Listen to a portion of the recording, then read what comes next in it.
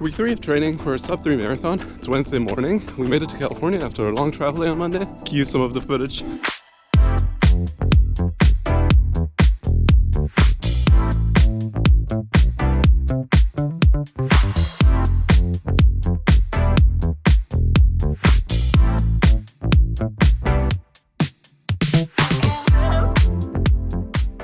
And yeah, yesterday we just did a quick gym workout, recovered a little bit, got adjusted to the time, and now we're out here Wednesday morning, 7 a.m. for our first session of this week. This is going to be a 15K easy run around a 9-minute pace. And yeah, it feels absolutely awesome, but definitely heats up fast here. By 10 a.m. we're going to be over 30 degrees Celsius, and it's only going to go up from there. So let's get the run out of the way first thing in the morning. The first run after a long flight always feels kind of rough, but the change of scenery definitely made up for that. I always struggle with drinking enough water on long flights, and obviously you don't get a lot of sleep either. So the legs were definitely heavy and the body was tired, but it just felt amazing to get moving again. And I knew I just had to push through this run because the next runs would be better. 5K, 3.12 miles in, 8:45 pace average. Feeling alright. Could be worse, but also could be better. Let's see if the legs loosen up a little more. It's definitely heating up pretty quick here. Like as you can tell, the sun is already completely out. Got about 5 miles left in this run. Let's get it.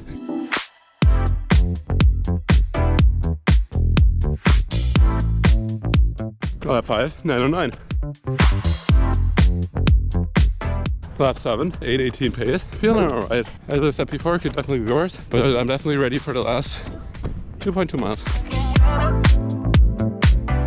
Alrighty, finished with 9.38 miles, just over 15K, 9:38 per mile average. I definitely felt okay for one day post-travel, but it could definitely be better. I hope my legs recover a little bit more the next couple days. And yeah, I always check out the heart rate as a point of comparison, just to be able to evaluate how the session went. So for this run, my heart rate was 155 average, which is like fine, I would say, right where I expect it to be with the heat. And my body's still recovering after a long travel day. Pretty satisfied with the session. We'll hit a short pull session later, and that should finish out the training day. Actually, I switched things up with a push session today. I did 5 sets, 10 reps each for each exercise, starting with incline dumbbell press and cable flies, overhead dumbbell press, dumbbell flies, cable tricep extensions, and overhead dumbbell tricep extensions. Thursday morning, 6:30 a.m. Another amazing morning in California. Today the temperature is still around 67 degrees right now, which feels amazing for a run. So we got a 12-mile easy run at a 9-minute pace. Let's get it. 2 miles in, 8:45 pace average. The legs actually feel a lot better than yesterday, even though we had a run yesterday. So they're definitely loosening up after the travel. So that's good. Let's see how long it stays that way.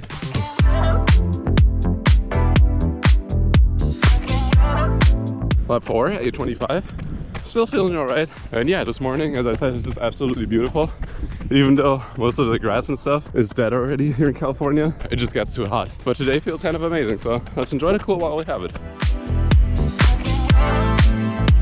Lap 5, 8:51. Lap 7, 8:43. Legs are definitely getting a little heavy, but we're pushing through.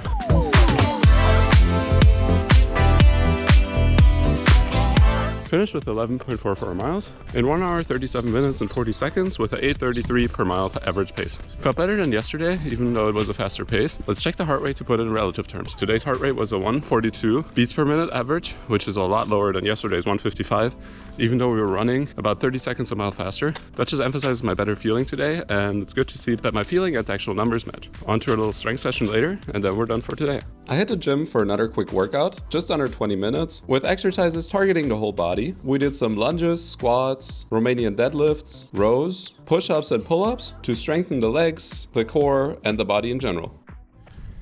Friday morning, 7 a.m. Time for about a 14K easy run. Pretty much whatever pace I want to go at. Definitely needed that after a couple days of sticking to the training plan. Getting some free will, free choice of pace. And yeah, I think I'm just going to take it easy. My legs are pretty heavy today.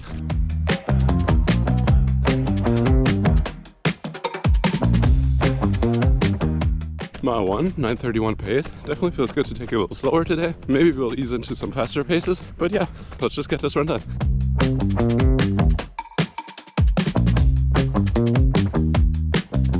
Mile 4, 9:10.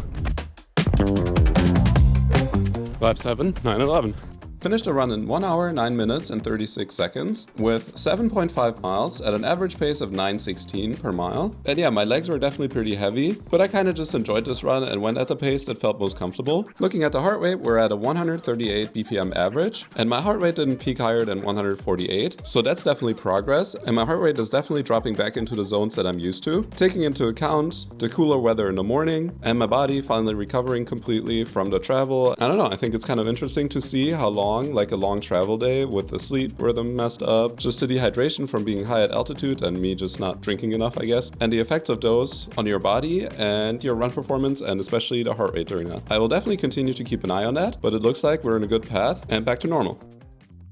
On Saturday, we headed into Yosemite National Park to make our way up to Clouds Rest. This hike would be just over 20 miles and probably take all day, but it is definitely one of the most panoramic and most beautiful hikes you can do in Yosemite National Park. It even offers an amazing view of Half Dome from above actually, which is kind of crazy, with Half Dome already being that high up. We started our day at 6 a.m. and hiked up the Mist Trail past Vernal Falls. This over 300 feet tall waterfall is just a spectacle and so beautiful. And as we continue to make our way up the trail, we also passed Nevada Falls, which is even crazier and even taller. Then we made our way Little Yosemite Valley and up towards Half Dome. Before you get to Half Dome, you take a right and continue to Clouds Rest. And it's kind of a climb to get up there in the end, but the beautiful view is just so rewarding after about 10.2 miles. With 6,000 feet of climbing, the views don't really get much better than that. You can also check out our full video about this hike right here. I'll put it in the info card. And yeah, we enjoyed the views a little bit and also the absolutely crazy ridgeline that you can find up there. Absolutely insane and kind of scary with steep drops on the left and on the right. After a little break up there, we decided to head back down.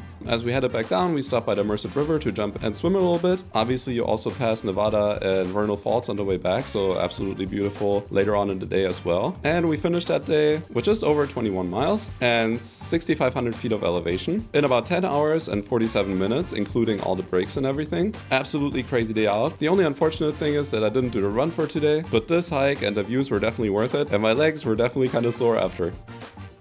On Sunday, we decided to do a smaller hike. We went up to Huntington Lake in the Sierra Nevada. This lake lies at just above 7,000 feet of elevation, and from here you can climb, and as you can see, there's not really a trail, it's pretty rugged up there. Yeah, just an insane rock formation, and this trail is actually called Indian Pools, or that area, because of all the little pools that built here in this river and also the waterfall up top. We just decided to take it slow. We finished with about 3.8 miles. We just had a fun day out, enjoyed the water. It actually got pretty hot up there too. Just another great day out in nature. My legs were super heavy after yesterday's long hike and with all the elevation, so I left it at the hike that we did today to jump back into training on Monday. Let's take a quick look at the total mileage through the first 3 weeks. We can see in week 1, we obviously had a split out of the run mileage with just over 50k, as well as about 21k of hiking. Week 2, we had a really good run mileage week, no hikes or nothing like that, with about 44 miles. And then week 3, as you can see, we had about 28 miles of running and 28 miles of hiking, so pretty split.